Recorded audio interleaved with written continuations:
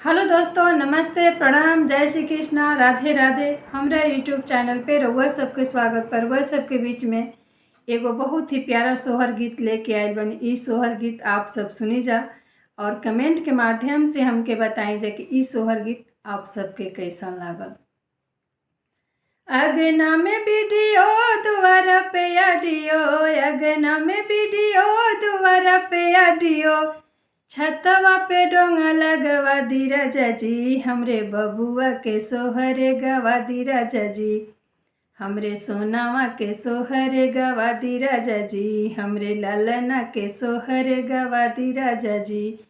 चाचा के बोला दी, चाची के बोला दी, चाचा के बोला दी, चाची के बोला दी, अरे हमरे दुआरा पे जलसा करा दी राजा जी, हमरे बबुआ के सोहरे गवा दी राजा जी, हमरे ललना के सोहरे गवा दी राजा जी, हमरे सोनावा के सोहरे गवा दी राजा जी।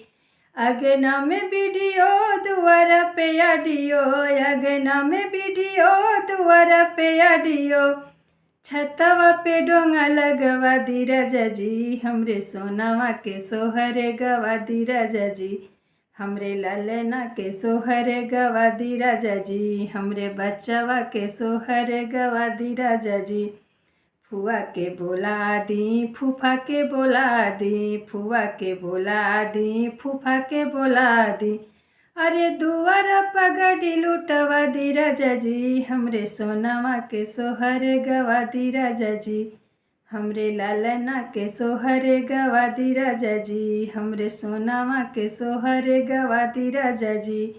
मामा के बोला दी, मामी के बोला दी, मामा के बोला दी, मामी के बोला दी, ननदों के आंगन में नचा दी राजा जी, हमरे बबुआ के सोहरे गवा दी राजा जी, हमरे सोनावा के सोहरे गवा दी राजा जी, हमरे ललना के सोहरे गवा दी राजा जी।